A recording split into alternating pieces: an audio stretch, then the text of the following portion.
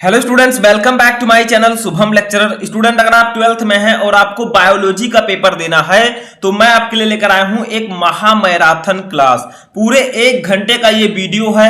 अगर आप इस वीडियो को शुरू से लेकर लास्ट तक देख लेते हैं तो आपको 12th बायोलॉजी में 70 में 70 लाने से कोई नहीं रोक सकता।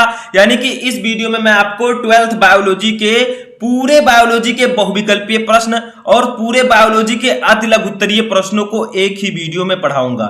यानी कि जितने भी बायोलॉजी में चैप्टर्स हैं, चैप्टर 1 से चैप्टर 11 तक, उन सभी चैप्टर के इंपॉर्टेंट बहुविकल्पीय प्रश्न और इंपॉर्टेंट अति लघु उत्तरीय प्रश्नों को मैं इस वीडियो में आपको पढ़ाऊंगा। तो मैंने आपसे कहा था कि मैं आपके लिए एक महा मैराथन क्लास लेकर आऊंगा। बस आज रात इन प्रश्नों को पढ़ लो।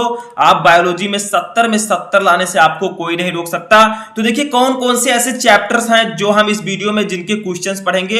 तो देखिए 12th बायोलॉजी में टोटल 11 चैप्टर हैं। ठीक है, सबसे पहला चैप्टर हमारा है पुष्पी पादपों में लैंगिक जनन, दूसरा है मानव जनन, तीसरा है जनन स्वास्थ्य, चौथा है वंशागति और विविधता के सिद्धांत, पांचवा है वंशागति का आणविक आधार, छठवां है मानव स्वास्थ्य एवं रोग, सातवां है मानव कल्याण में सूक्ष्म जीव, आठवां है जैव प्रौद्योगिकी सिद्धांत व प्रक्रम, नौवां चैप्टर है जैव प्रौद्योगिकी एवं उसके उपयोग, 10वां है जीव और समष्टियां और 11वां है जैव विविधता एवं संरक्षण।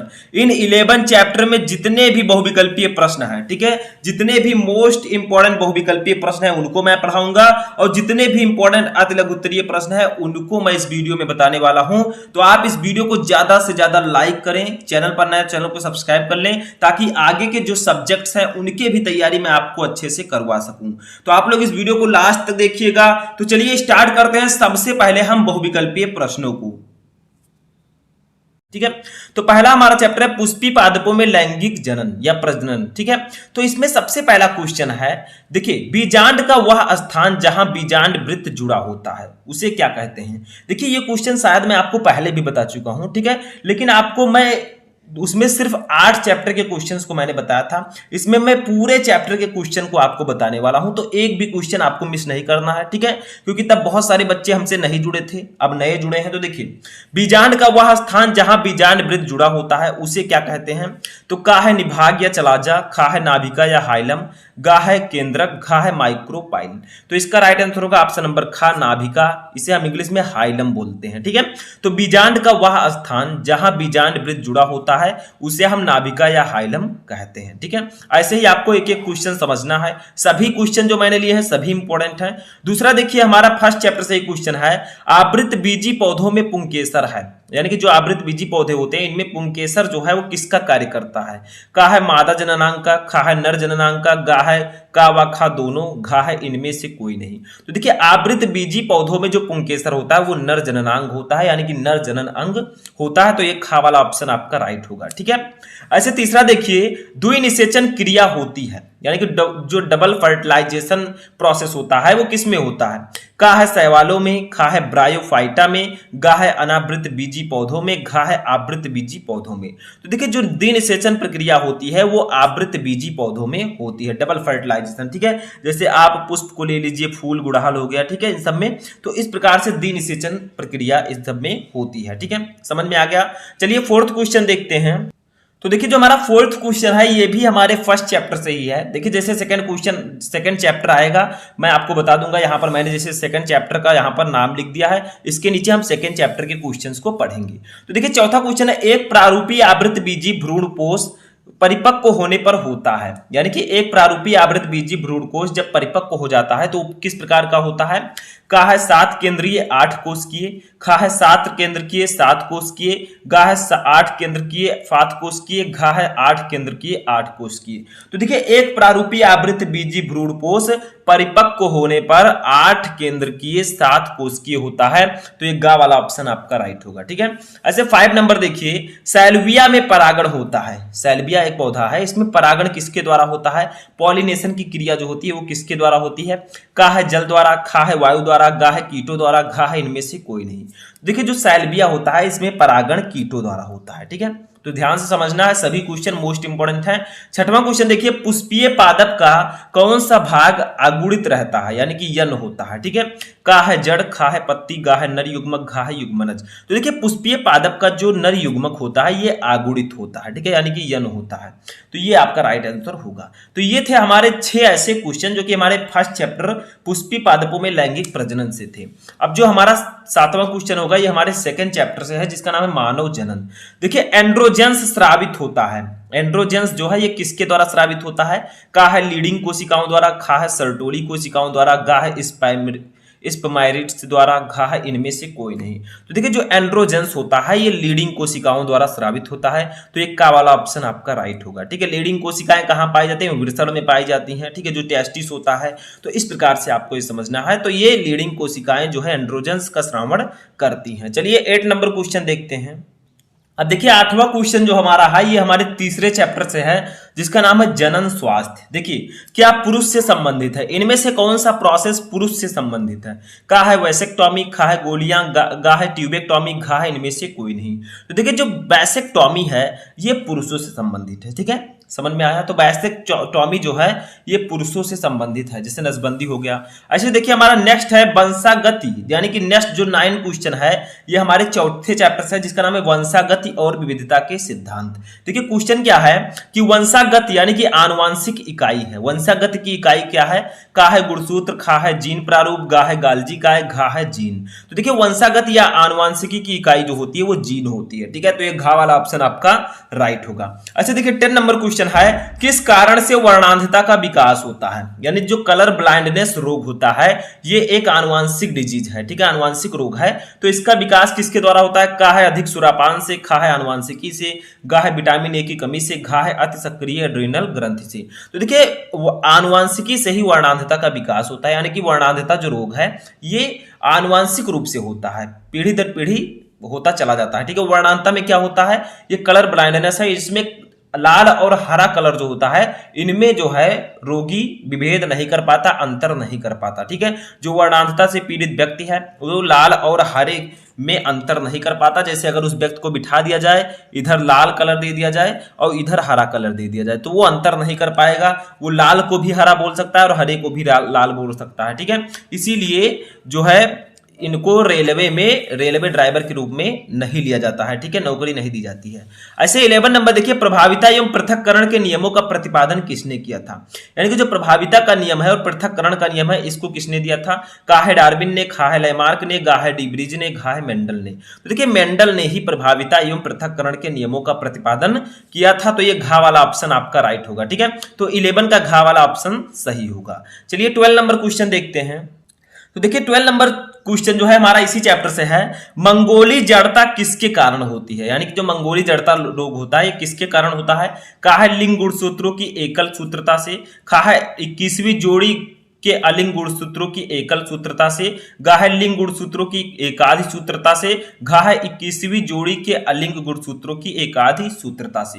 तो इसका राइट आंसर होगा ऑप्शन नंबर खा, यानी कि जो मंगोली जड़ता रोग होता है ये 21वीं जोड़ी के अलिंग सूत्रों की एकाधि सूत्रता से होता है। ठीक है, तो ये घा वाला ऑप्शन आपका राइट होगा।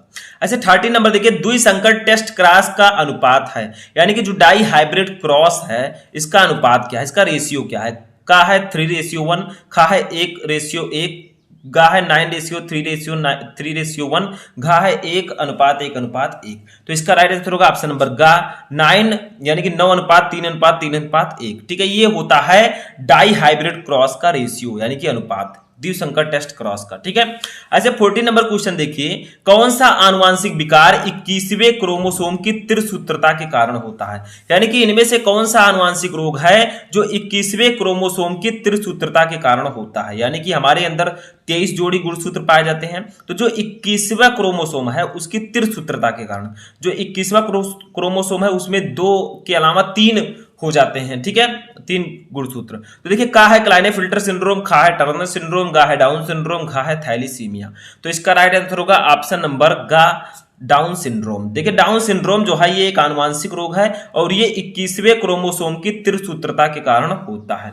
ऐसे 15 नंबर क्वेश्चन देखिए, ये आपका है आपके नेक्स्ट चैप्टर से, जिसका नाम है वंशागति का आणविक आधार। मैंने यहाँ पर चैप्टर नहीं लिखा है, लेकिन समझ लीजिए। देखिए, हरगोविंद खुराना जाने जाते हैं। हरगोविंद खुराना किसके लिए जाने जाते हैं? का है प्रोटीन संश्लेषण के लिए, खा है आरएनए संरचना की खोज के लिए, गा है डीएनए संरचना की खोज के लिए, घा है डीएनए लाइगेज एंजाइम की खोज के लिए। तो हरगोविंद खुराना जो है वो प्रोटीन संश्लेषण के लिए जाने जाते हैं। तो एक का वाला ऑप्शन आपका राइट होगा। समझ में आ गया? चलिए नेक्स्ट क्वेश्चन देखते हैं। तो देखिए, नेक्स्ट क्वेश्चन भी हमारा इसी चैप्टर से है। संदेश वाहक आरएनए का निर्माण होता है, यानी कि जो एमआरएनए होता है, ठीक है, एमआरएनए, इसका निर्माण कहां होता है? का है केंद्रक में, खा है राइबोसोम में, गा है गाल्जी काय में, घा है एंडोप्लाज्मिक रेटिकुलम में। तो इसका राइट आंसर होगा ऑप्शन नंबर का केंद्रक में। देखिए, संदेश वाहक आरएनए का निर्माण केंद्रक में होता है, यानी कि न्यूक्लियस में होता है, ठीक है। ऐसे 17 नंबर जो हमारा क्वेश्चन है, ये हमारे 6वें चैप्टर से है, जिसका नाम है मानव स्वास्थ्य तथा रोग, ठीक है। इसमें आपको रोगों के बारे में बताया जाएगा। तो ये हमारा 6 नंबर चैप्टर से है। तो देखिए, क्वेश्चन क्या है कि चिकनगुनिया विषाणु का वाहक है, यानी कि जो चिकनगुनिया होता है, इसके विषाणु का वाहक कौन है? का है क्यूलेक्स मच्छर, खा है एडीज मच्छर, गा है एनोफ्रीज मच्छर, और घा है इनमें से कोई नहीं। तो देखिए, जो चिकनगुनिया विषाणु का वाहक है वो है आपका ऑप्शन नंबर खा, एडीज मच्छर, ठीक है। ये चिकनगुनिया विषाणु का वाहक है। 18 नंबर हमारा है पीत ज्वर का वाहक है, यानी कि जो पीत ज्वर है टाइफाइड, इसका वाहक कौन है? का है एनोफ्लीज, खा है क्यूलेक्स, गा है एडीज, घा है मस्का। तो इसका राइट आंसर होगा ऑप्शन नंबर गा, एडीज मच्छर, ठीक है। पीत ज्वर का वाहक भी एडीज मच्छर है, तो ये गा वाला ऑप्शन आपका राइट होगा। ऐसे 19 नंबर क्वेश्चन देखिए, टीबी के टीके का नाम है, यानी कि जो टीबी रोग होता है ट्यूबरक्लोसिस, इसके टीके का नाम क्या है? कौन सी वैक्सीन दी जाती है टीका, ठीक है। का है पीएएस, खा है ओपीबी, गा है डीपीटी, घा है बीसीजी। तो देखिए, टीबी के टीके का नाम है बीसीजी, ठीक है। तो एक घा वाला ऑप्शन आपका राइट होगा। ऐसे 20 नंबर क्वेश्चन देखिए, निम्नलिखित किस रोग की पुष्टि बिडाल परीक्षण द्वारा की जाती है, यानी कि इनमें से कौन सा रोग है जिसका टेस्ट बिडाल टेस्ट, जिसका जो है जिसकी पुष्टि बिडाल परीक्षण द्वारा की जाती है। बिडाल टेस्ट के द्वारा उसको जाना जा सकता है, उस रोग को।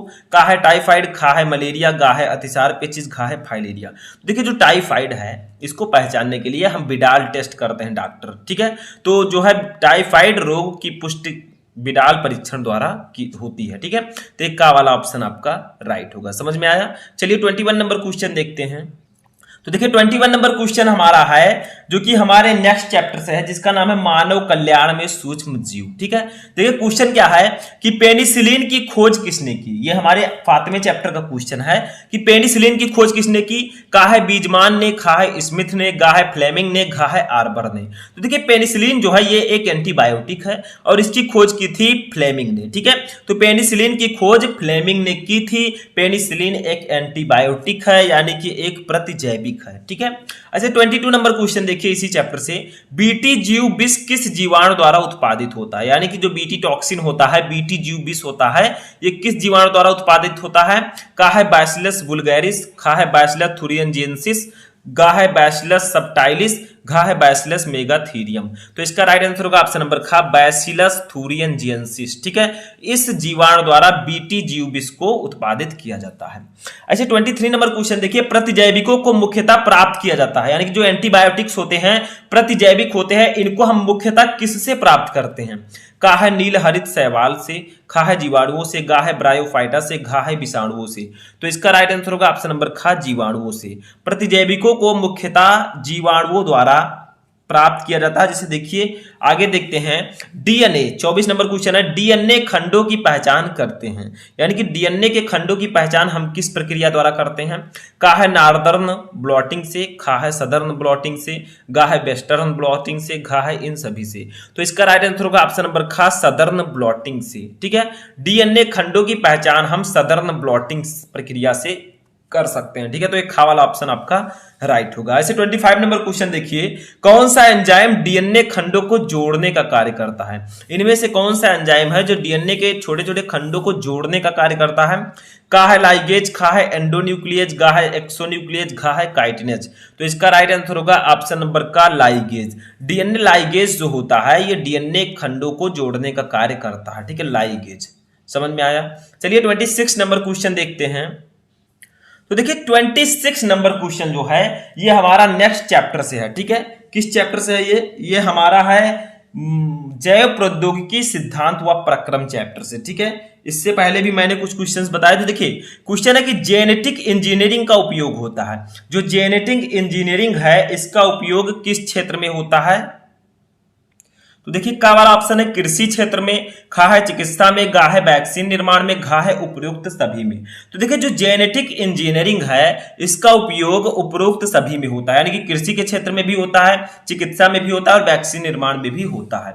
ऐसे 27 नंबर क्वेश्चन देखिए, किस पदार्थ का संश्लेषण जीनी अभियांत्रिकी द्वारा औद्योगिक स्तर पर किया जाता है?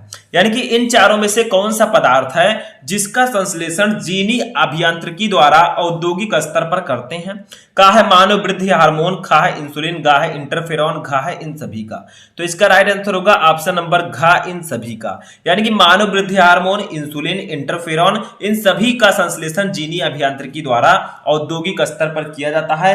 ये जैव प्रौद्योगिकी एवं इसके उपयोग चैप्टर का क्वेश्चन है। ठीक है, नेक्स्ट हमारा है देखिए, बीटी टॉक्सिन किस जीवाणु से बनता है? बताइए, जो मैंने अभी बताया था बीटी विष किस जीवाणु से बनता है वही क्वेश्चन यहां पर आ गया। तो का है बैसिलस वल्गैरिस, खा है बैसिलस थुरिनजिएंसिस, गा है बैसिलस सबटाइलिस और घा है बैसिलस मेगाथीरियम। तो इसका राइट आंसर होगा ऑप्शन नंबर खा, बैसिलस थुरिनजिएंसिस। ठीक है, जो बीटी टॉक्सिन है ये बैसिलस थुरिनजिएंसिस जीवाणु से बनता है, तो ये आपका राइट आंसर होगा। ऐसे 29 नंबर क्वेश्चन देखिए, दलहनी पौधों की जड़ों में पाया जाता है। ये हमारा जो क्वेश्चन है ये 10th चैप्टर से है, जीव और समष्टियां। ठीक है, तो क्वेश्चन है कि दलहनी पौधों की जड़ों में क्या पाया जाता है? का है राइजोबियम, खा है एजेटोबैक्टर, गा है स्यूडोमोनास, घा है ये सभी। तो इसका राइट आंसर होगा ऑप्शन नंबर घा, ये सभी। देखिए दलहनी फसलों के पौधों, दलहनी पौधों की जड़ों में राइजोबियम, एजेटोबैक्टर और स्यूडोमोनास ये सभी पाए जाते हैं। तो ये घा वाला ऑप्शन आपका राइट होगा। ठीक है, तो ये आपका है 10 नंबर क्वेश्चन, चैप्टर का क्वेश्चन जीव और समष्टियां से। ठीक है, चलिए 30 नंबर क्वेश्चन देखते हैं। तो देखिए 30 नंबर क्वेश्चन हमारा है इसी चैप्टर से, ऐसी पारस्परिक क्रिया जिसमें एक जाति को लाभ होता है और दूसरी जाति को न लाभ होता है न हानि, उसे क्या कहते हैं? यानी कि ऐसी पारस्परिक क्रिया जिसमें एक जाति को लाभ हो और दूसरी जाति को न लाभ हो न हानि हो, तो उसे क्या कहते हैं? का है अंतरजातीय परजीविता, खा है सहभोजिता, गा है सहोपकारिता, घा है स्पर्धा। तो उसको हम लोग कहते हैं सहभोजिता। यानी कि सहभोजिता एक ऐसी पारस्परिक क्रिया है जिसमें एक जाति को लाभ होता है और दूसरी जाति को न लाभ होता है न हानि। ठीक है, तो ये आपका खा वाला ऑप्शन राइट होगा। ऐसे 31 नंबर क्वेश्चन देखिए, उत्तर प्रदेश का राज्य पक्षी क्या है? ये हमारे 11 चैप्टर का क्वेश्चन है, जो लास्ट चैप्टर हमारा है जैव विविधता एवं संरक्षण। ठीक है, क्वेश्चन है कि उत्तर प्रदेश का राज्य पक्षी क्या है? का है मोर, खा है सारस, गा है कबूतर, घा है गौरैया। तो इसका राइट आंसर होगा ऑप्शन नंबर खा, सारस। ठीक है, उत्तर प्रदेश का राज्य पक्षी सारस है। ठीक है, भारत का राष्ट्रीय पक्षी मोर है। ऐसे देखिए 32 नंबर क्वेश्चन, घाना राष्ट्रीय उद्यान किस प्रदेश में स्थित है? यानी कि घाना राष्ट्रीय उद्यान इनमें से किस प्रदेश में स्थित है? का है सिक्किम, खा है असम, गा है राजस्थान, घा है उत्तराखंड। तो इसका राइट आंसर होगा ऑप्शन नंबर गा, राजस्थान। ठीक है, घाना राष्ट्रीय उद्यान राजस्थान में स्थित है। ठीक है, ऐसे 33 नंबर क्वेश्चन देखिए, काजीरंगा राष्ट्रीय उद्यान भारत के किस राज्य में स्थित है? देखिए अभी मैंने बताया घाना राष्ट्रीय उद्यान राजस्थान में है, ऐसे एक काजीरंगा राष्ट्रीय उद्यान है, ये भारत के किस राज्य में है? का है असम, खा है गुजरात, गा है महाराष्ट्र, घा है पंजाब। तो इसका राइट आंसर होगा ऑप्शन नंबर का, असम। ठीक है, यानी कि काजीरंगा राष्ट्रीय उद्यान भारत में असम में स्थित है, यानी कि असम राज्य में स्थित है। तो ये का वाला ऑप्शन आपका राइट होगा। ऐसे 34 नंबर क्वेश्चन देखिए, एशियाई शेरों के लिए एकमात्र प्राकृतिक वास गिर राष्ट्रीय उद्यान कहां पर स्थित है? यानी कि गिर राष्ट्रीय उद्यान जो है ये एशियाई शेरों के लिए एकमात्र प्राकृतिक वास है। ठीक है, तो ये कहां है? का है उत्तराखंड, खा है राजस्थान, गा है गुजरात, घा है मध्य प्रदेश। तो इसका राइट आंसर होगा ऑप्शन नंबर गा, गुजरात। ठीक है, तो एशियाई शेरों के लिए एकमात्र प्राकृतिक वास गिर राष्ट्रीय उद्यान गुजरात में स्थित है। तो एक गा वाला ऑप्शन आपका राइट होगा। चलिए अपना लास्ट क्वेश्चन 35 नंबर देखते हैं। तो देखिए हमारा 35 नंबर क्वेश्चन है, निम्नलिखित में से कौन सा स्तनिन संकटग्रस्त नहीं है? इनमें से कौन सा स्तनिन जंतु है जो संकटग्रस्त नहीं है, जिसके ऊपर ज्यादा संकट नहीं है? का है लाल पांडा, खा है कस्तूरी मृग, गा है नील गाय, घा है भारतीय बबर शेर। तो इसका राइट आंसर होगा ऑप्शन नंबर ग नील गाय। ठीक है, इनमें से जो नील गाय है ये एक ऐसा स्तनिन है जो कि संकटग्रस्त नहीं है, स्तनों को, ठीक है, ये धारण करता है, तो ये संकटग्रस्त नहीं है क्योंकि अभी भी हमारे आसपास नील गाय आपको देखने को मिल जाएंगे। ठीक है, तो यहां पर मैंने आपको 12th बायोलॉजी के 35 मोस्ट इंपोर्टेंट बहुविकल्पीय प्रश्नों को बताया। अब ये आपके चैप्टर 1 से चैप्टर 11 तक थे, यानी कि पूरे बायोलॉजी के मैंने बहुविकल्पीय प्रश्नों को बता दिया। देखिए यहां पर सबसे पहला क्वेश्चन जो हमारा है ये हमारे दूसरे चैप्टर से है जिसका नाम है मानव जनन। ठीक है, तो क्वेश्चन क्या है कि लीडिंग कोशिकाओं द्वारा संश्लेषित व स्रावित वृषण हार्मोन का नाम लिखिए। यानी कि जो हमारे वृषण में लीडिंग कोशिकाएं पाई जाती हैं इनके द्वारा कौन सा हार्मोन संश्लेषित व स्रावित होता है। ठीक है, तो देखिए यहां पर हम लिखेंगे लीडिंग कोशिकाएं, थोड़ा सा मैं लिख देता हूं, छोटा सा है। ठीक है, तो लीडिंग कोशिकाएं ल्यूटिनाइजिंग, ठीक है, ल्यूटिनाइजिंग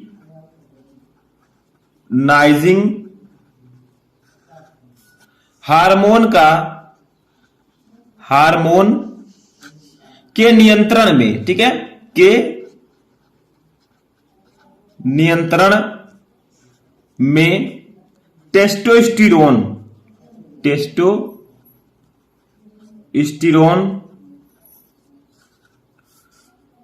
एवं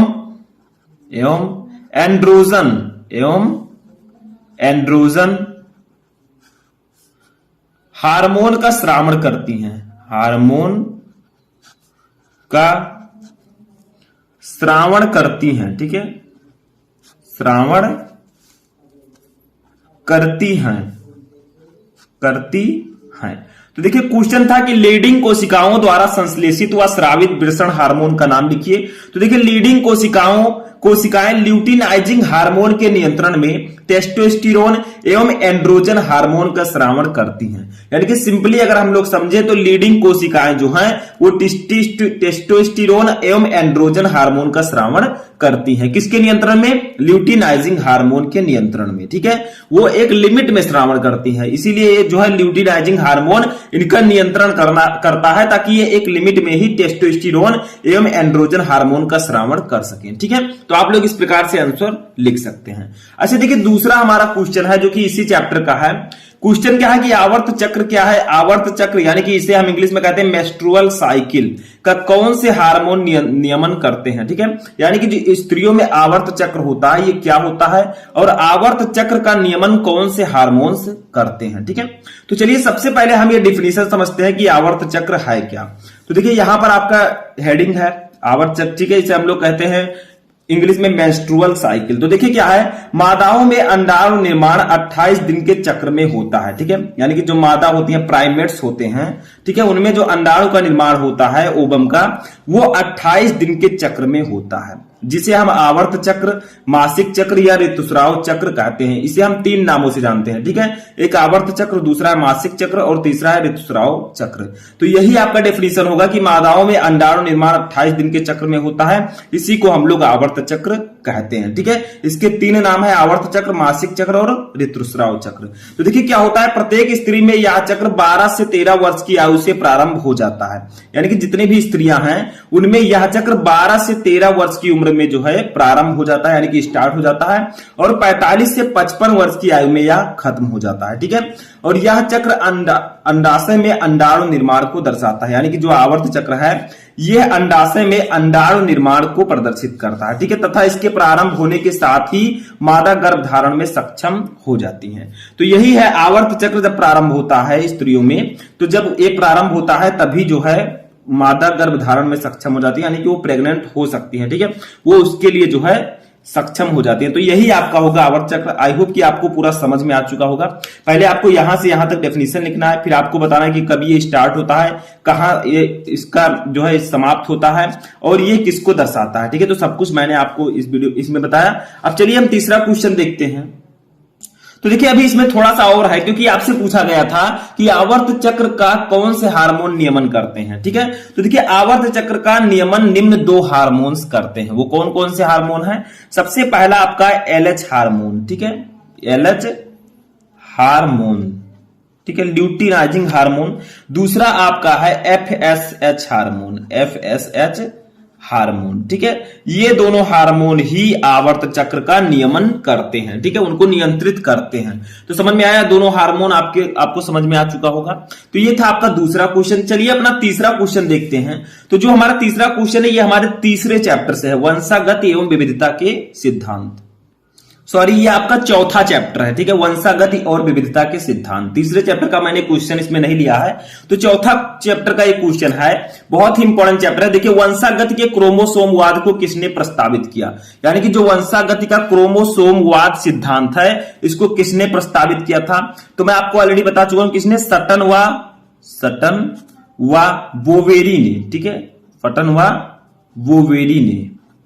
इसको आप इंग्लिश में लिख सकते हैं सटन, इस प्रकार से। ठीक है, एंड वोवेरी। ठीक है, वोवेरी ने जो है वंशागति के क्रोमोसोमवाद सिद्धांत को प्रस्तावित किया था। तो आपका क्वेश्चन था कि वंशागति के क्रोमोसोमवाद को किसने प्रस्तावित किया, तो वंशागति के क्रोमोसोमवाद को सटन व वोवेरी ने प्रस्तावित किया था। ठीक है, अच्छा चौथा क्वेश्चन देखिए हमारा है, बहुत ही इंपॉर्टेंट क्वेश्चन है ये। क्वेश्चन है कि मेंडल ने अपने प्रयोग के लिए कितने लक्षणों का चुनाव किया, किन्हीं 4 लक्षणों के नाम लिखिए। यानी कि जो मेंडल थे उन्होंने अपने प्रयोग के लिए कितने लक्षणों का चुनाव किया मटर के पौधे का। ठीक है, और किन्हीं 4 लक्षणों के आपको नाम लिखना है। तो देखिए, मेंडल ने अपने प्रयोग के लिए 7 जोड़ी विपर्यासी लक्षणों का चुनाव किया। बहुत ही इंपॉर्टेंट है, 7 जोड़ी। ठीक है, विपर्यासी लक्षणों का उन्होंने चुनाव किया था। मैं आपको 4 बताऊंगा क्योंकि इसमें 4 पूछा गया है। तो देखिए 4 कौन कौन से हैं, इधर है लक्षण, इधर प्रभावी कारक, इधर अप्रभावी कारक। ठीक है, तो देखिए पुष्पों का रंग, उन्होंने सबसे पहले जो है मटर के पौधे में पुष्पों का रंग बताया। ठीक है, तो प्रभावी कारक में जो है बैगनी था, यानी कि बैगनी रंग को उन्होंने लिया, और अप्रभावी कारक में सफेद। ठीक है, अप्रभावी कारक में सफेद। तो पुष्पों का रंग सबसे पहला लक्षण मैंने लिया है बैगनी और सफेद। दूसरा है बीज का रंग। बीज का रंग एक था हरा, देखिए मटर आपका हरा भी होता है। ठीक है, और पीला भी होता है। तो ये 2 हो गया आपका, ये प्रभावी हो गया हरा और अप्रभावी हो गया पीला। ऐसे तीसरा देखिए पौधों की लंबाई, तो आपका प्रभावी हो गया लंबा, यानी कि ये प्रभावी था। ठीक है, और ये आपका हो गया बौना, जो कि अप्रभावी लक्षण था। ठीक है, ऐसे आपका है बीज का आकार, यानी कि बीज का आकार कैसा था, तो एक हो गया गोल आपका प्रभावी हो गया, और झुर्रीदार आपका हो गया अप्रभावी। ठीक है, झुर्रीदार, ये आपका अप्रभावी हो गया। तो यही 4 लक्षण मैंने आपको यहां पर बताया, पुष्पों का रंग, बीज का रंग, पौधों की लंबाई, बीज का आकार। ठीक है, तो उन्होंने टोटल 7 जोड़ी विपर्यासी लक्षण लिए थे। मैंने आपको यहां पर 4 बताया क्योंकि 4 पूछा गया था। ठीक है, तो इस प्रकार से आप लोग यहां पर लिख सकते हैं, आपको 7 याद रखना है। ठीक है, चलिए 5वां क्वेश्चन देखते हैं।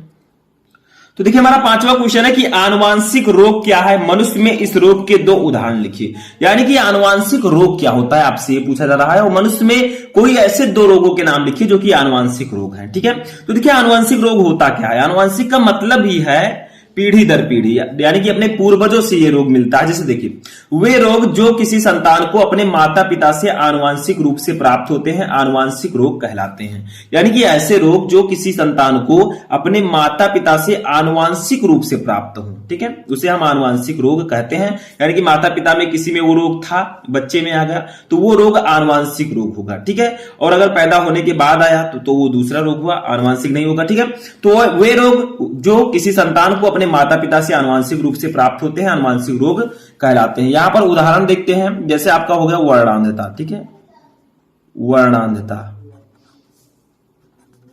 कलर ब्लाइंडनेस इसको हम इंग्लिश में कहते हैं, तथा हीमोफीलिया,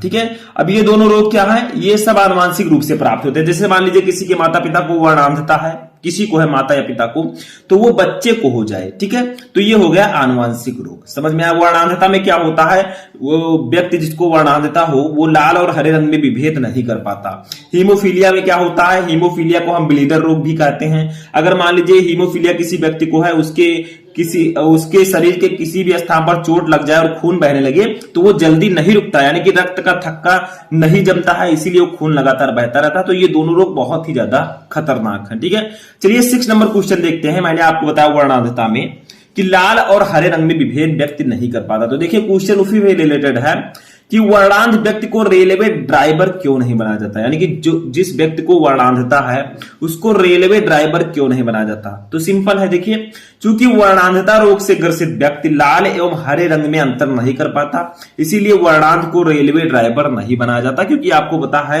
जो गाड़ी चलाते हैं, ट्रेन चलाते हैं, उनको लाल रंग और हरे रंग की बत्ती को देखना पड़ता है, ठीक है। तो जब लाल हरा दिखेगा, हरा लाल दिखेगा, उल्टा दिखेगा, तो उस व्यक्ति को रेलवे ड्राइवर कैसे बनाया जा सकता है। तो इसीलिए वर्णांधता रोग से ग्रसित व्यक्ति को लाल एवं हरे रंग में अंतर नहीं कर पाता है, इसीलिए वर्णांध को रेलवे ड्राइवर नहीं बनाया जाता, ठीक है। तो ये आपका आंसर हो जाएगा। चलिए 7 नंबर क्वेश्चन देखते हैं। तो 7 नंबर क्वेश्चन भी हमारा इसी चैप्टर से है। देखिए जीन की परिभाषा दीजिए, ये कहां पाए जाते हैं, यानी कि जीन क्या होते हैं, ठीक है, और इसकी डेफिनेशन आपको बताना है और ये कहां पाए जाते हैं। तो देखिए जीन क्या होता है, एक जीव के किसी भी लक्षण को निर्धारित करने वाले मेंडेलियन कारक को जीन कहते हैं। यानी कि जीन जो है वह कारक होता है जो किसी जीव के किसी भी लक्षण को निर्धारित करने में सहायता करता है, ठीक है। तो एक जीव के किसी भी लक्षण को निर्धारित करने में जो मेंडेलियन कारक होता है उसे हम जीन कहते हैं। अब जीन कहां पाए जाते हैं, तो देखिए ये आनुवांशिक पदार्थ की एक प्रक्रियात्मक इकाई है, यानी कि जीन जो है ये आनुवांशिक पदार्थ की एक इकाई होती है, ठीक है। और देखिए जीन जो है गुणसूत्र पर पाए जाते हैं। कहां पाए जाते हैं, जीन जो है वो क्रोमोसोम पर पाए जाते हैं, हिंदी में बोले तो गुणसूत्र, ठीक है। तो ये आपको याद रखना है, बहुत ही इंपॉर्टेंट है। तो जीन क्या होता है, किसी भी जीव के किसी लक्षण को निर्धारित करने वाले कारक को जीन कहते हैं। ये आनुवांशिक पदार्थ की एक इकाई होती है और जीन जो है वो गुणसूत्रों पर पाए जाते हैं, उस पर उपस्थित होते हैं, ठीक है। तो ये आपको आंसर में लिखना है। समझ में आया 7 नंबर क्वेश्चन। चलिए 8 नंबर क्वेश्चन देखते हैं। देखिए 8 नंबर क्वेश्चन हमारा है कि प्रतिकृति के दौरान कौन सा एंजाइम डीएनए के कटे हुए टुकड़ों को जोड़ता है। ये क्वेश्चन हमारे 5वें चैप्टर का है जिसका नाम है वंशागति का आणविक आधार। क्वेश्चन है कि प्रतिकृति के दौरान कौन सा ऐसा एंजाइम होता है जो डीएनए के कटे हुए टुकड़ों को जोड़ता है, ठीक है। यानी कि डीएनए के टुकड़ों को जोड़ने का कार्य करता है, वो कौन सा एंजाइम होता है। तो वो एंजाइम जो है वो है आपका लाइगेज, ठीक है। लाइगेज एक ऐसा एंजाइम है जो डीएनए के कटे हुए टुकड़ों को जोड़ता है। तो जोड़ने वाला एंजाइम तो लाइगेज हो गया, लेकिन डीएनए के टुकड़ों को काटता कौन है। तो देखिए 9वां क्वेश्चन हमारा उसी से रिलेटेड है कि कौन सा एंजाइम डीएनए के दोनों रज्जुक को पृथक करने का कार्य करता है। यानी कि कौन सा एंजाइम होता है जिससे हम डीएनए के दोनों रज्जुक को पृथक करते हैं या काटते हैं, ठीक है। किस एंजाइम से हम काट सकते हैं, देखिए जोड़ने के लिए लाइगेज है, लेकिन काटने के लिए कौन है, काटने के लिए आपका है हेलिकेज, ठीक है। हेलिकेज, हेलिकेज एक ऐसा एंजाइम होता है जो डीएनए के टुकड़ों को यानी कि डीएनए के दोनों रज्जुक को काटने का कार्य करता है, ठीक है। समझ में आया, उसको पृथक करने यानी कि अलग करने का कार्य करता है, तो वो है हेलिकेज, ठीक है। अच्छा 10 नंबर क्वेश्चन है, बहुत ही सिंपल सा क्वेश्चन है। देखिए डीएनए तथा आरएनए का पूरा नाम लिखिए। यानी कि जो डीएनए होता है हमारी आनुवंशिक इकाई है और आरएनए इसका जो है आपको पूरा नाम लिखना है, यानी कि फुल फॉर्म। तो डीएनए का फुल फॉर्म होता है डीऑक्सी राइबो न्यूक्लिक एसिड, ठीक है। तो लिखेंगे deoxy ribo nucleic acid, nucleic acid, ठीक है। तो डीएनए का फुल फॉर्म होता है डीऑक्सी राइबो न्यूक्लिक एसिड। अब आरएनए का क्या होगा, देखिए डीऑक्सी हटा दीजिए, राइबो न्यूक्लिक एसिड आप लिख दीजिए, ठीक है। तो आरएनए का हो जाएगा राइबो न्यूक्लिक एसिड। इसको आप इंग्लिश में भी लिख सकते हैं, तो राइबो न्यूक्लिक एसिड, ठीक है। तो डीएनए का फुल फॉर्म होता है deoxy ribo nucleic acid and RNA का फुल फॉर्म होता है राइबो न्यूक्लिक एसिड। ये एक मोस्ट इंपोर्टेंट क्वेश्चन है और बहुत ही सिंपल सा क्वेश्चन है, शायद आपने इसे हाई स्कूल में भी पढ़ा हो, ठीक है। अच्छा देखिए हमारा 11 नंबर क्वेश्चन है कि पारक्रमण क्या है, व्हाट इज द ट्रांसडक्शन, ठीक है। आपको ट्रांसडक्शन को बताना है कि ये क्या होता है पारक्रमण। तो बहुत ही सिंपल है, देखिए पारक्रमण एक वह क्रिया है जिसके अंतर्गत वायरस यानी कि विषाणु के द्वारा डीएनए का स्थानांतरण एक जीवाणु से दूसरे जीवाणु में किया जाता है। यानी कि पारक्रमण एक ऐसी क्रिया है जिसके अंतर्गत हम वायरस के द्वारा, किसी भी प्रकार के वायरस के द्वारा डीएनए का स्थानांतरण एक जीवाणु से दूसरे जीवाणु में कर सकते हैं, ठीक है। तो वही हम लिखेंगे यहां पर, थोड़ा सा लिखिए पारक्रमण। पारक्रमण वह प्रक्रिया है, वह प्रक्रिया है जिसके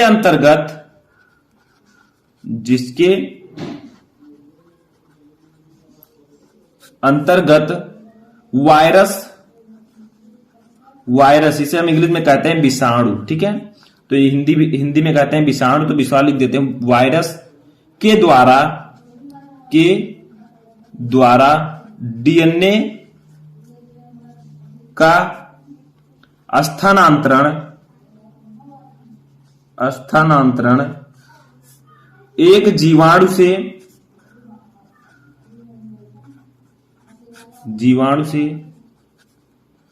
दूसरे जीवाणु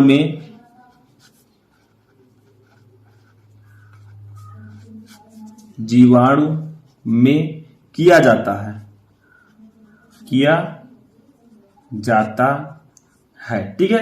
तो पारक्रमण क्या है? पारक्रमण वह क्रिया है जिसके अंतर्गत वायरस के द्वारा डीएनए का स्थानांतरण एक जीवाणु से दूसरे जीवाणु में किया जाता है। जैसे मान लीजिए एक छोटा सा एग्जांपल मैं समझाता हूं। मान लीजिए एक जीवाणु है, ठीक है, और ये एक जीवाणु है, ठीक है, और यहां पर मान लीजिए यहां पर एक विषाणु है, ठीक है, एक विषाणु है, ठीक है। तो हमें क्या करना है? पारक्रमण वह क्रिया जिसके अंतर्गत वायरस के द्वारा, इस वायरस के द्वारा हम क्या करें? डीएनए का स्थानांतरण, ठीक है। यहां पर क्या करें हम? मान लीजिए यहां पर डीएनए है इसके अंदर, अब इस डीएनए को हम इस जीवाणु में ले जाना चाहते हैं, ठीक है। यानी कि इस विषाणु के द्वारा यहां पर मान लीजिए डीएनए है, ठीक है, तो डीएनए को हम इस जीवाणु से इस जीवाणु में पहुंचा सकें, ठीक है। यानी कि हम किसी वायरस के द्वारा डीएनए का स्थानांतरण एक जीवाणु से हम दूसरे जीवाणु में डीएनए का स्थानांतरण कर सकें, वही होगा आपका पारक्रमण, ठीक है। तो पारक्रमण वह क्रिया है जिसके अंतर्गत वायरस के द्वारा डीएनए का स्थानांतरण एक जीवाणु से दूसरे जीवाणु में किया जाता है, ठीक है। समझ में आया? तो देखिए सबसे पहला क्वेश्चन हमारा है, मनुष्य में विषाणु जनित कुछ प्रमुख रोगों के नाम लिखिए। यानी कि मनुष्य में ऐसे कौन से रोग हैं जो विषाणुओं के द्वारा होते हैं, वायरस के द्वारा होते हैं। कुछ रोगों के आपको यहां पर नाम लिखना है, बहुत ही इंपॉर्टेंट है मानव स्वास्थ्य एवं रोग चैप्टर का ये क्वेश्चन, ठीक है। तो देखिए कौन कौन से हैं? चेचक, हर्पीज, आर्थराइटिस आदि डीएनए वायरस द्वारा तथा पोलियो, डेंगू ज्वर, कर्णफेर, खसरा, रेबीज आदि आरएनए वायरस द्वारा उत्पन्न होते हैं। यानी कि चेचक जिसे हम इंग्लिश में कहते हैं स्मॉल पॉक्स, हर्पीज, ठीक है, इसे हम इंग्लिश में हर्पीज कहते हैं, आर्थराइटिस, ये सब जो है डीएनए वायरस द्वारा, डीएनए वायरस का मतलब ऐसे वायरस जिनमें डीएनए पाया जाता हो, ठीक है, तो ये सब डीएनए वायरस द्वारा उत्पन्न होते हैं। और पोलियो, ठीक है, पोलियो को हम इंग्लिश में क्या कहते हैं? पोलियो। डेंगू ज्वर को क्या कहते हैं हम? डेंगू फीवर, ठीक है। कर्णफेर को हम कहते हैं मम्प्स, और खसरा को हम लोग कहते हैं मीजल्स, रेबीज को इंग्लिश में कहते हैं हम रेबीज, ठीक है। ये सब जो रोग हैं ये सब आरएनए वायरस द्वारा होते हैं। यानी कि कुल मिलाकर ये सब रोग वायरस के द्वारा उत्पन्न होते हैं। इनमें से जो चेचक, हर्पीज और आर्थराइटिस है ये डीएनए वायरस द्वारा उत्पन्न होते हैं, और पोलियो, डेंगू ज्वर, कर्णफेर, खसरा, रेबीज ये सब आरएनए वायरस द्वारा उत्पन्न होते हैं, ठीक है। तो ये सब विषाणुओं से होने वाले रोग हैं। ऐसे दूसरा देखिए हमारा क्वेश्चन है, मनुष्य में साधारण जुकाम उत्पन्न करने वाले 2 विषाणुओं के नाम लिखिए। यानी कि 2 ऐसे कौन कौन से विषाणु हैं जो मनुष्यों में जो है साधारण जुकाम उत्पन्न करते हैं, जो हम लोगों को जुकाम होता है, ठीक है। तो देखिए सबसे पहला हमारा है रहीनो वायरस। क्या है? रहीनो वायरस, ठीक है। उसके बाद में दूसरा हमारा है कोरोना वायरस। दूसरा क्या है? कोरोना वायरस, ठीक है। ये 2 ऐसे वायरस हैं जिनके द्वारा साधारण जुकाम उत्पन्न होता है, ठीक है। यानी कि मनुष्य में साधारण जुकाम उत्पन्न करने वाले 2 विषाणु कौन कौन से हैं? पहला है रहीनो वायरस, दूसरा है कोरोना वायरस। ये एक नया वायरस है, लेकिन आपके बुक में पहले से ही इस वायरस का जिक्र किया जा चुका है, ठीक है। तो ये दोनों वायरस हैं जिनके कारण साधारण जुकाम उत्पन्न होते हैं। ऐसे तीसरा क्वेश्चन हमारा देखिए है, मानव शरीर की प्राकृतिक विनाशी कोशिकाएं किन्हें कहते हैं? यानी कि किस प्रकार की कोशिकाओं को हम मानव शरीर की प्राकृतिक विनाशी कोशिकाएं कहते हैं? तो देखिए श्वेत रुधिराणु, ठीक है, जो व्हाइट ब्लड सेल्स होती हैं जिसे हम लिम्फोसाइट कहते हैं, ठीक है। लिम्फोसाइट को मानव शरीर की प्राकृतिक विनाशी कोशिकाएं कहते हैं। यानी कि लिम्फोसाइट को हम मानव शरीर की प्राकृतिक विनाशी कोशिकाएं कहते हैं। जो लिम्फोसाइट है ये आपका व्हाइट ब्लड सेल्स है, यानी कि श्वेत रुधिराणु है, ठीक है। तो श्वेत रुधिराणु लिम्फोसाइट को मानव शरीर की प्राकृतिक विनाशी कोशिकाएं कहते हैं, ठीक है। तो ये आपका थर्ड क्वेश्चन था। आई होप कि आपको इसका आंसर भी समझ में आ चुका होगा। ऐसे क्वेश्चंस आपके बोर्ड एग्जाम में आएंगे और आपको उसका आंसर लिखना होगा, ठीक है। चलिए 4 नंबर क्वेश्चन देखते हैं। तो देखिए जो फोर्थ क्वेश्चन हमारा है ये हमारे 7वें चैप्टर से है, जिसका नाम है मानव कल्याण में सूक्ष्म जीव। ठीक है, तो बताइए इसमें से जो क्वेश्चन है मोस्ट इंपोर्टेंट है, बहुत सारे क्वेश्चन आपके बोर्ड एग्जाम में आते हैं। देखिए जैसे सिरका के उत्पादन में किन जीवाणुओं का उपयोग किया जाता है, यानी कि जो सिरका का उत्पादन हम करते हैं इनमें हम किन जीवाणुओं का यूज करते हैं। तो आप लोग लिखिए मेरे साथ, सिरका के उत्पादन में, सिरका के उत्पादन में एसिटोबैक्टर, ठीक है, एसिटोबैक्टर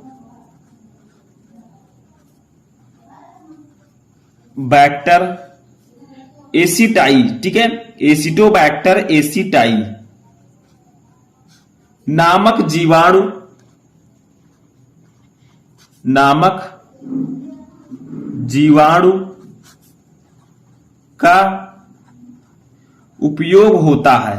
का उपयोग होता है, ठीक है। तो सिरका के उत्पादन में किन जीवाणुओं का उपयोग होता है, तो सिरका के उत्पादन में एसिटोबैक्टर एसिटाई नामक जीवाणु का उपयोग होता है, ठीक है। तो ये आपका मोस्ट इंपोर्टेंट क्वेश्चन है, आई होप कि आपको समझ में आ चुका होगा। अब देखिए जो हमारा 5वां क्वेश्चन है बहुत ही ज्यादा इंपॉर्टेंट है आपके बोर्ड परीक्षाओं के लिए। देखिए वाहित मल से आप क्या समझते हैं, वाहित मल हमारे लिए किस प्रकार से हानिप्रद है, यानी कि वाहित मल क्या होता है। तो देखिए वाहित मल क्या होता है, प्रतिदिन नगर व शहरों से व्यर्थ जल की बहुत बड़ी मात्रा जनित होती है। इस व्यर्थ जल का मुख्य घटक मनुष्य का मलमूत्र है। नगर में इस व्यर्थ जल को वाहित मल या सीवेज कहते हैं, ठीक है। देखिए सीवेज या वाहित मल क्या है, जैसे जो मनुष्य के मलमूत्र हैं, ठीक है, उन्हीं को मेनली हम वाहित मल या सीवेज कहते हैं। तो प्रतिदिन नगर या शहरों में, यानी कि जो सिटी है, ठीक है, इन सब में व्यर्थ जल की बहुत बड़ी मात्रा जनित होती है, यानी कि व्यर्थ जल बहुत बड़ी मात्रा में उत्पन्न होता है। इस व्यर्थ जल का प्रमुख घटक मनुष्य का मलमूत्र है, यानी कि जो ये व्यर्थ जल होता है इसमें मेन रूप से मनुष्य का मलमूत्र होता है। और नगर में इस व्यर्थ जल को वाहित मल या सीवेज कहते हैं, ठीक है, इंग्लिश में। तो आपको समझ में आ गया, बहुत ही सिंपल है, ठीक है। जो मलमूत्र होता है मनुष्यों का उसी को हम मेनली वाहित मल कहते हैं। अब देखिए इससे हमें कौन कौन सी हानियां हैं। देखिए वाहित मल सीवेज में कार्बनिक पदार्थों की बड़ी मात्रा तथा सूक्ष्म जीव पाए जाते हैं जो अधिकांशतः रोग जनकीय होते हैं। देखिए बहुत सारे सूक्ष्म जीव हैं जो हम लोगों के लिए बेनिफिशियल होते हैं, यानी कि लाभदायक होते हैं, और बहुत ही ज्यादा सूक्ष्म जीव ऐसे हैं जो हमारे लिए हानिकारक होते हैं। तो वाहित मल में जो रोग जनकीय सूक्ष्म जीव होते हैं वो पाए जाते हैं। रोग जनकीय का मतलब जो रोग उत्पन्न कर सके। तो देखिए वाहित मल में कार्बनिक पदार्थों की बड़ी मात्रा तथा सूक्ष्म जीव पाए जाते हैं जो अधिकांशतः रोग जनकीय होते हैं, यानी कि उन सूक्ष्म जीवों के कारण मनुष्य में रोग भी उत्पन्न होते हैं। तो इसीलिए ये हमारे लिए हानिकारक है। नेक्स्ट देखिए दूसरा हानि है वाहित मल में ऑक्सीजन की कमी होती है, इसलिए कार्बनिक पदार्थों का विघटन भी नहीं हो पाता है। इसके फलस्वरूप वाहित मल वातावरण को प्रदूषित करते हैं, यानी कि जो वातावरण है इसको वाहित मल प्रदूषित करते हैं, क्योंकि इसमें बहुत ऑक्सीजन की बहुत ज्यादा कमी होती है और इसमें कार्बनिक जो पदार्थ है उनका विघटन नहीं हो पाता है। इसके फलस्वरूप वाहित मल वातावरण को प्रदूषित करते हैं, इसीलिए ये हमारे लिए हानिप्रद भी है। तो वाहित मल क्या है, ये हमारे लिए किस प्रकार हानिप्रद है, मैंने आपको बताया, समझ में आ गया होगा। चलिए 6 नंबर क्वेश्चन देखते हैं।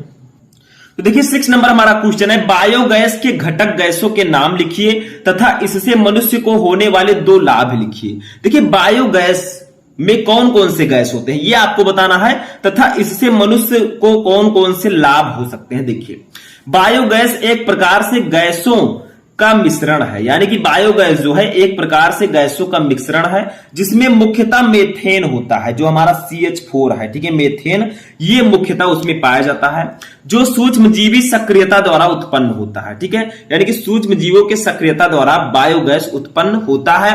कुछ बैक्टीरिया जो सेलुलोजीय पदार्थों पर अवायवीय रूप से उगते हैं वह कार्बन डाइऑक्साइड और हाइड्रोजन के साथ बड़ी मात्रा में मेथेन भी उत्पन्न करते हैं, ठीक है। जो मेथेन हमारा CH4 है इसको जो है वो उत्पन्न करते हैं। तो बायोगैस एक प्रकार से गैसों का मिश्रण है जिसमें मुख्य घटक मेथेन है, ठीक है, यानी कि मेनली मेथेन होता है। ये सूक्ष्मजीवी सक्रियता द्वारा उत्पन्न होते हैं, यानी कि जब सूक्ष्म जीव सक्रिय होते हैं तब ये उत्पन्न होते हैं। कुछ बैक्टीरिया जो सेलुलोजीय पदार्थों पर, जैसे देखिए पेड़ पौधे पर बहुत सारे बैक्टीरिया होते हैं, ठीक है, सेलुलोजीय जो पदार्थ हैं उस पर अवायवीय रूप से उग जाते हैं और यह कार्बन डाइऑक्साइड और हाइड्रोजन के साथ बड़ी मात्रा में मेथेन भी उत्पन्न करते हैं, ठीक है। तो ये आपका हो गया बायोगैस क्या है, इसके घटक कौन से हैं, तो मेथेन इसका मेन घटक है, ठीक है। अच्छा 7 नंबर क्वेश्चन देखिए, उन सूक्ष्म जीवों के नाम बताओ जिनसे साइक्लोस्पोरिन ये यानी कि प्रतिरक्षा निषेधात्मक औषधि तथा स्टैनिन रक्त कोलेस्ट्रॉल लघुकरण कारक को प्राप्त किया जाता है। यानी कि उन सूक्ष्म जीवों का आपको नाम बताना है जिनसे साइक्लोस्पोरिन ये क्या है, ये एक प्रतिरक्षा निषेधात्मक औषधि है, ठीक है। तथा स्टैनिन क्या है, रक्त कोलेस्ट्रॉल लघुकरण कारक यानी कि कोलेस्ट्रॉल की जो है ये उसको कंट्रोल करता है, को प्राप्त किया जाता है। तो वो कौन कौन से सूक्ष्म जीव हैं, ठीक है। तो देखिए यहां पर साइक्लोस्पोरिन ए जो है, चलिए लिखिए साइक्लोस्पोरिन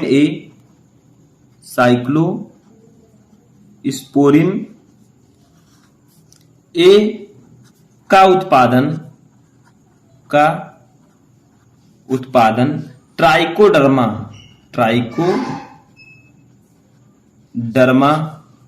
पॉलीस्पोरम, ठीक है,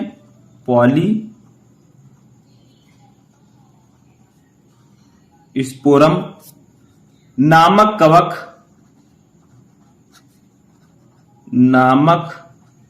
कवक से किया जाता है।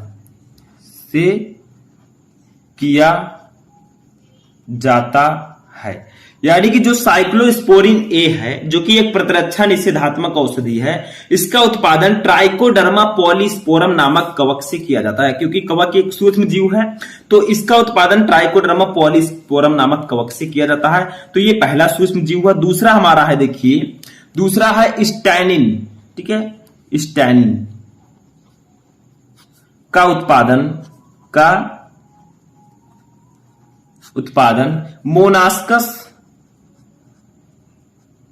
मोनास्कस परप्यूरियस, ठीक है, परप्यूरियस से किया जाता है। मोनास्कस परप्यूरियस से किया जाता है। तो जो स्टैनिन है इसका उत्पादन मोनास्कस परप्यूरियस से किया जाता है, ठीक है। तो उन सूक्ष्म जीवों के नाम बताओ जिनसे साइक्लोस्पोरिन ये तथा स्टैनिन को प्राप्त किया जाता है। तो देखिए साइक्लोस्पोरिन ए का उत्पादन ट्राइकोडर्मा पॉलीस्पोरम नामक कवक से किया जाता है और स्टैनिन का उत्पादन मोनास्कस परप्यूरियस से किया जाता है, ठीक है। तो ये आपका दो ऐसे सूक्ष्म जीव हैं जिनसे हम इन दोनों को प्राप्त करते हैं, उत्पादन इनका करते हैं। समझ में आ गया। चलिए 8 नंबर क्वेश्चन देखते हैं। तो देखिए 8 नंबर हमारा क्वेश्चन है, किन्हीं दो कवक प्रजातियों तथा उनसे उत्पादित प्रतिजैविकों के नाम लिखिए। यानी कि आपको किन्हीं दो कवक प्रजातियों का नाम लिखना है और उनसे उत्पादित प्रतिजैविक जो हमारे हैं एंटीबायोटिक, उनका नाम लिखना है। तो देखिए पहला हमारा एक बहुत ही फेमस प्रतिजैविक है एंटीबायोटिक, वो है पेनिसिलिन, ठीक है। पेनिसिलिन ये एक प्रतिजैविक है और इसका उत्पादन किससे करते हैं, किस कवक से करते हैं। तो देखिए इसका उत्पादन हम करते हैं पेनिसिलियम नोटेटम, ठीक है। इस कवक से हम पेनिसिलिन प्रतिजैविक का उत्पादन करते हैं, ठीक है। ऐसे दूसरा देखिए हमारा है स्ट्रेप्टोमाइसिन,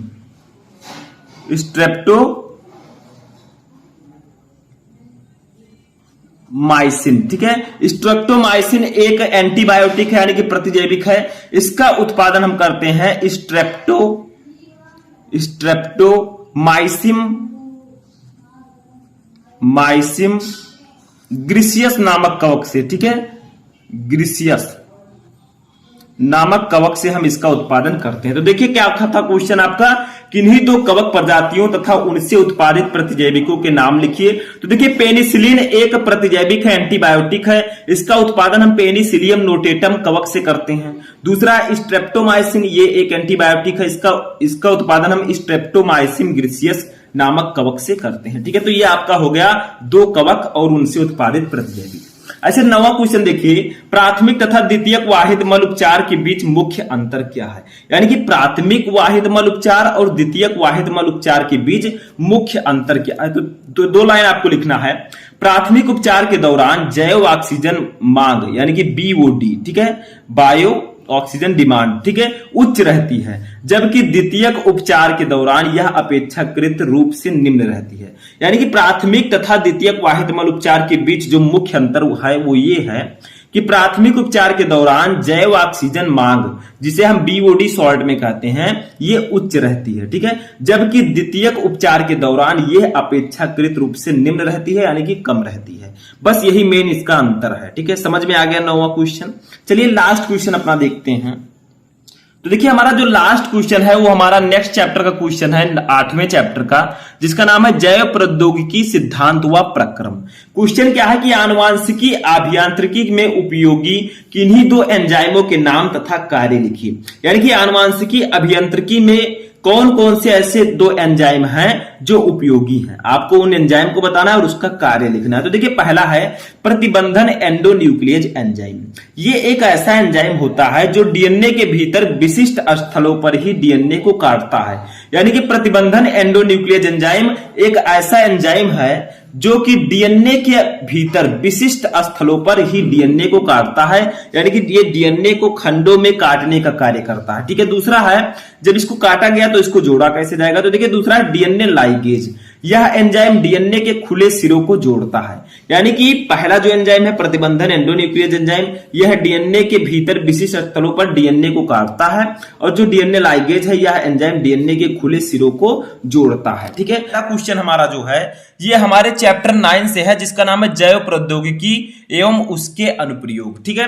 इसका ये क्वेश्चन है कि बायोपायरेसी किसे कहते हैं, व्हाट इज बायोपायरेसी। तो इसका आपको डेफिनेशन यहां पर बताना है। तो बहुत ही सिंपल सा डेफिनेशन है और ये आपके बोर्ड एग्जाम में क्वेश्चन 7 से 8 बार आ चुका है। तो देखिए बायोपायरेसी क्या होता है, मल्टीनेशनल कंपनियों व दूसरे संगठनों द्वारा किसी राष्ट्र या उससे संबंधित लोगों के बिना अनुमोदन व क्षतिपूरक के जैव संसाधनों का उपयोग करना बायोपायरेसी कहलाता है, ठीक है। यानी कि बायोपायरेसी एक ऐसी प्रक्रिया है जिसमें कोई मल्टीनेशनल कंपनी, ठीक है, या कोई दूसरा संगठन किसी राष्ट्र और उससे संबंधित लोगों से बिना किसी विचार विमर्श के जैव संसाधनों का उपयोग करे, उसे हम बायोपायरेसी कहते हैं, ठीक है। तो मल्टीनेशनल कंपनियों व दूसरे संगठनों द्वारा किसी राष्ट्र या उससे संबंधित लोगों के बिना अनुमोदन व क्षतिपूरक के जैव संसाधनों का उपयोग करना बायोपायरेसी कहलाता है। जैसे मान लीजिए कोई मल्टीनेशनल कंपनी या कोई दूसरा संगठन आकर हमारे देश में,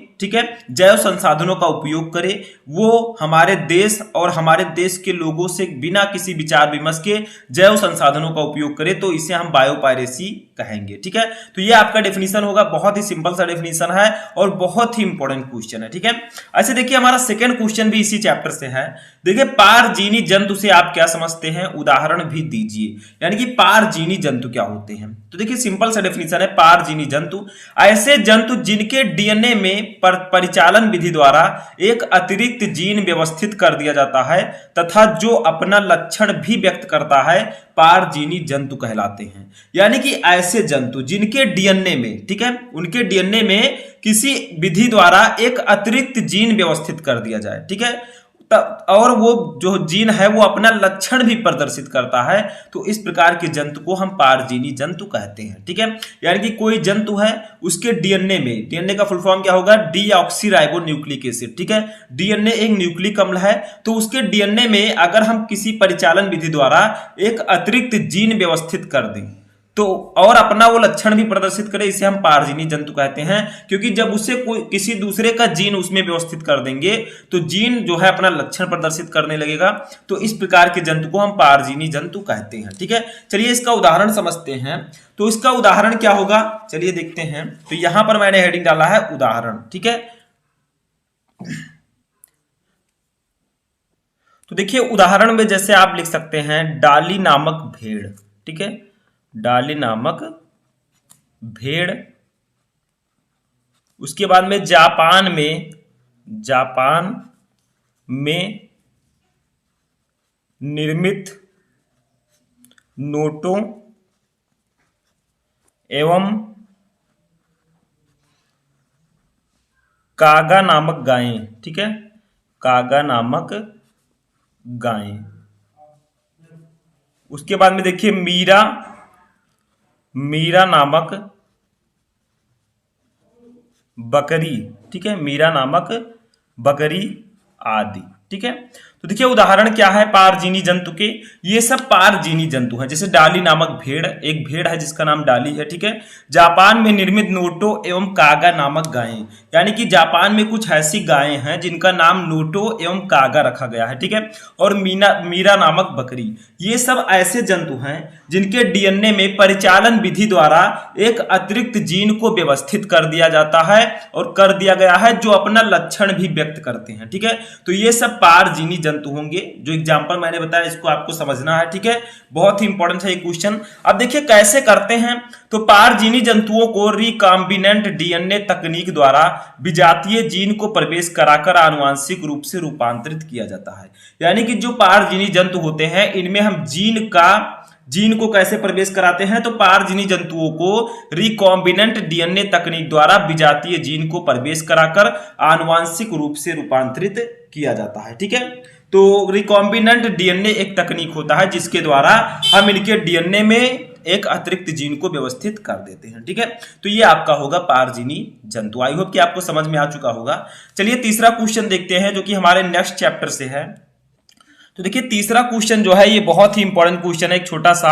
ये है हमारे 10th चैप्टर से जिसका नाम है जीव और समष्टियां। देखिए क्या है कि रात्रि के समय नागफनी के पौधे में कौन सा अम्ल बनता है। देखिए एक नागफनी का पौधा होता है, तो रात्रि के समय में इस पौधे के अंदर कौन सा अम्ल बनता है, तो इसका अम्ल का नाम होगा मैलिक अम्ल, ठीक है, मैलिक अम्ल। तो रात्रि के समय में नागफनी के पौधे में मैलिक अम्ल बनता है, ठीक है। ये आपको याद रखना, छोटा सा क्वेश्चन था। ऐसे चौथा क्वेश्चन देखिए, समष्टि और समुदाय की परिभाषा दीजिए। बहुत ही इंपॉर्टेंट क्वेश्चन है, कई बार आपके एग्जाम में आ चुका है। समष्टि और समुदाय, ठीक है, एनसीईआरटी बुक का क्वेश्चन है। देखिए समष्टि क्या होता है, किसी खास समय और क्षेत्र में एक ही प्रकार की स्पीसीज के व्यष्टियों या जीवों की कुल संख्या को समष्टि कहते हैं। यानी कि किसी खास समय और क्षेत्र में एक ही प्रकार के स्पीसीज के व्यष्टियों या कुल जीवों की संख्या को समष्टि कहते हैं, ठीक है। समुदाय क्या होता है, किसी विशिष्ट आवास स्थान की जीव समष्टियों का स्थानीय संघ समुदाय कहलाता है। यानी कि कोई ऐसा विशिष्ट आवास स्थान जिसमें जीव समष्टियां रहती हो, ठीक है, यानी कि जीवों की संख्या जिसमें हो वो उसका स्थानीय संघ जो होता है वो समुदाय कहलाता है। तो समष्टि और समुदाय में ये दोनों इसका डेफिनेशन होगा, ठीक है। ऐसे ही आपको लिखना है, ये मोस्ट इंपोर्टेंट क्वेश्चन है। चलिए 5th क्वेश्चन देखते हैं। तो देखिए 5वां क्वेश्चन भी हमारा इसी चैप्टर से है, 10 चैप्टर से। देखिए आर्किड पौधा आम के पेड़ की शाखा पर उग रहा है। आर्किड और आम के पेड़ के बीच पारस्परिक क्रिया का वर्णन आप कैसे करेंगे। ये भी एनसीईआरटी बुक का क्वेश्चन है। देखिए आम के पेड़ पर आप लोग देखते होंगे एक आर्किड पौधा उगता है, ठीक है। आम की पेड़ की शाखा पर एक आर्किड पौधा उगता है। आप लोगों ने देखा होगा जहां आम का पेड़ है, तो क्या होता है कि आर्किड पौधा आम की पेड़ की शाखा पर उग रहा है। अब आर्किड और आम के पेड़ के बीच पारस्परिक क्रिया का वर्णन कीजिए। तो देखिए इसमें एक क्रिया होती है जिसको हम सहभोजिता बोलते हैं, ठीक है। तो आर्किड पौधा तथा आम के पेड़ की शाखा सहभोजिता प्रदर्शित करते हैं। इसमें क्या होता है, यह ऐसी पारस्परिक क्रिया है, सहभोजिता जो है ये ऐसी पारस्परिक क्रिया है जिसमें एक जाति को लाभ होता है और दूसरी जाति को न लाभ होता है न हानि, ठीक है। अगर आपसे अलग से पूछा जाए टॉपिक में कि सहभोजिता क्या है, तो आप कह सकते हैं कि सहभोजिता एक ऐसी पारस्परिक क्रिया है जिसमें एक जाति को लाभ होता है और दूसरी जाति को न लाभ होता है न हानि, ठीक है। अब आम की शाखा पर अधिपादप के रूप में उगने वाले आर्किड को लाभ होता है, जबकि आम के पेड़ को उससे कोई लाभ नहीं होता। यानी कि आपको आर्किड पौधा और आम के पेड़ के बीच संबंध बताना था।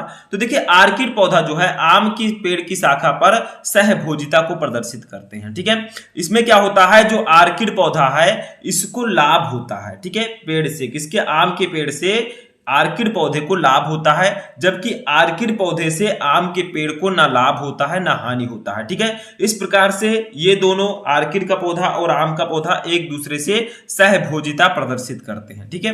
तो ये आपको यहां पर लिखना है, समझ में आया। अब चलिए 6 नंबर क्वेश्चन देखते हैं जो कि हमारे लास्ट चैप्टर से है। तो देखिए हमारे लास्ट चैप्टर का नाम है जैव विविधता के सिद्धांत, ठीक है। ये हमारा 11th चैप्टर है और इसमें जो 6 नंबर क्वेश्चन है बहुत ही ज्यादा इंपॉर्टेंट है। देखिए जैव विविधता की परिभाषा लिखिए, इसके संरक्षण की 2 विधियों का उल्लेख कीजिए। यानी कि जैव विविधता क्या होती है और इसका संरक्षण हम किन विधियों द्वारा करते हैं ये आपको यहां पर बताना है। तो देखिए जैव विविधता क्या होती है, जैव विविधता में सभी जीव, जातियां, समष्टियां, उनके बीच आनुवांशिक विभिन्नताएं तथा सभी समुदायों को एकत्रित सम्मिश्रण व पारिस्थितिकी तंत्र आते हैं। ठीक है, यानी कि जैव विविधता के अंतर्गत सभी जीव, जातियां, समष्टियां एवं उनके बीच आनुवांशिक विभिन्नताएं तथा सभी समुदायों के एकत्रित सम्मिश्र व पारिस्थितिक तंत्र आते हैं। यानी कि ये सब चीजें जैव विविधता के अंतर्गत आते हैं। ठीक है, अब जैव विविधता की विधियां जो है, इनकी दो निम्न विधियां हैं। कौन कौन सी? तो सबसे पहला हमारा है और सबसे दूसरा। तो देखिए, सबसे पहली जो विधि है वो है स्वस्थानीय संरक्षण। ठीक है, क्या है? स्वस्थानीय संरक्षण। ठीक है, ये जैव संरक्षण की विधियां हैं। उसके बाद में एक है आपका बहिस्थानीय संरक्षण। बहिस्थानीय संरक्षण। ठीक है, समझ में आया? तो जैव विविधता की दो विधियां हैं, एक स्वस्थानीय संरक्षण और एक बहिस्थानीय संरक्षण। तो जैव विविधता क्या है? जैव विविधता में सभी जीव, जातियां, समष्टियां, उनके बीच आनुवांशिक विभिन्नताएं तथा सभी समुदायों के एकत्रित सम्मिश्रण व पारिस्थितिक तंत्र आते हैं। ये सब जैव विविधता के अंतर्गत आते हैं और इसकी दो विधियां हैं। फर्स्ट है स्वस्थानीय संरक्षण और सेकंड है बहिस्थानीय संरक्षण। ठीक है, समझ में आ गया? 6 क्वेश्चन। चलिए 7 नंबर क्वेश्चन देखते हैं। तो देखिए, हमारा 7 नंबर क्वेश्चन है, विश्व पर्यावरण दिवस प्रतिवर्ष किस दिनांक को मनाया जाता है और उसका उद्देश्य क्या है? ठीक है, तो विश्व पर्यावरण दिवस किस दिन मनाया जाता है ये आपको बताना है। ठीक है, कि जो वर्ल्ड एनवायरमेंट डे है ये किस दिन मनाया जाता है? तो देखिए, यहां पर लिखेंगे हम जैव विविधता, जैव विविधता एवं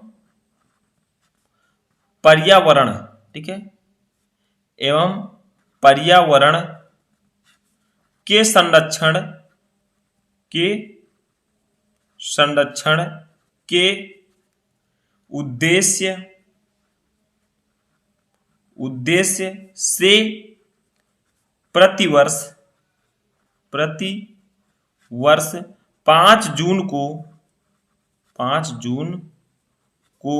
विश्व पर्यावरण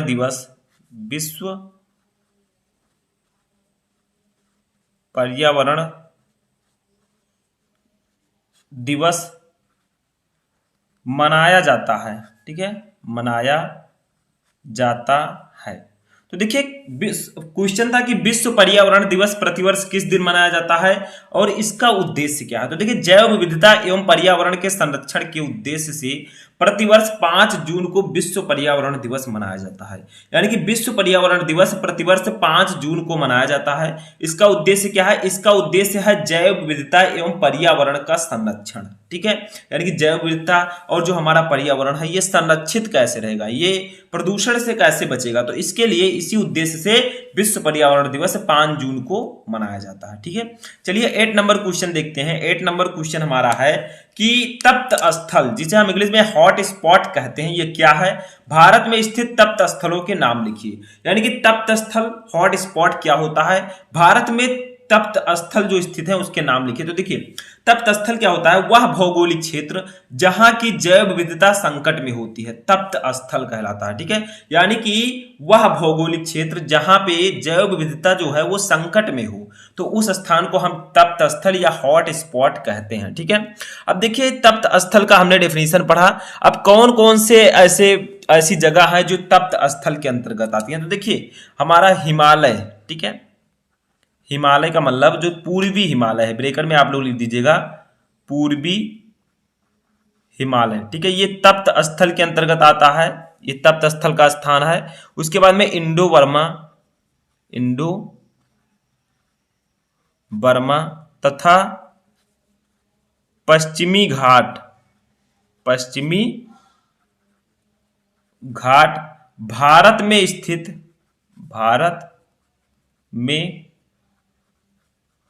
स्थित प्रमुख तप्त स्थल हैं, प्रमुख तप्त स्थल हैं। ठीक है, तो कौन कौन से तप्त स्थल हैं? देखिए, हिमालय, पूर्वी हिमालय, इंडो बर्मा तथा पश्चिमी घाट भारत में स्थित प्रमुख तप्त स्थल हैं। तो तप्त स्थल क्या होता है? वह भौगोलिक क्षेत्र जहां की जैव विविधता संकट में होती है, वो तप्त स्थल या हॉट स्पॉट कहलाता है। अब कौन कौन से हॉट स्पॉट है हमारे इंडिया में? हिमालय, पूर्वी हिमालय, ठीक है, और इंडो बर्मा तथा पश्चिमी घाट भारत में स्थित प्रमुख तप्त स्थल हैं। ठीक है, तो ये आपको इसमें लिखना है। चलिए 9 नंबर क्वेश्चन देखते हैं, इसी चैप्टर का, लास्ट चैप्टर से ही है। उत्तरी भारत में स्थित किन्हीं 4 राष्ट्रीय उद्यानों के नाम लिखिए। यानी कि उत्तरी भारत में स्थित 4 राष्ट्रीय उद्यान के आपको नाम लिखना है। तो सबसे पहला हमारा है दुधवा राष्ट्रीय उद्यान। ठीक है, दुधवा राष्ट्रीय उद्यान, राष्ट्रीय उद्यान, ठीक है, ये कहाँ है? ये हमारे उत्तर प्रदेश में है। ठीक है, उत्तर प्रदेश, यूपी में है ये आपका। और दूसरा आपका है नंदा देवी राष्ट्रीय उद्यान, नंदा देवी राष्ट्रीय उद्यान, राष्ट्रीय उद्यान। अब बहुत सारे स्टूडेंट्स सोच रहे होंगे सर ये राष्ट्रीय उद्यान क्या होता है? तो जो राष्ट्रीय उद्यान वह क्षेत्र होता है जहां पर वन्य जीव एवं पारिस्थितिक तंत्र दोनों के संरक्षण के लिए स्थितियां सुनिश्चित होती हैं। ठीक है, जैसे हमारे भारत में राष्ट्रीय उद्यान है दुधवा राष्ट्रीय उद्यान। ठीक है, तो यहां पर वन्य जीव एवं पारिस्थितिक तंत्र दोनों के संरक्षण के लिए स्थितियां सुनिश्चित होती हैं। यानी कि यहाँ वन्य जीव भी संरक्षित रहते हैं और हमारा पारिस्थितिक तंत्र भी। तो देखिए कहाँ है नंदा देवी राष्ट्रीय उद्यान?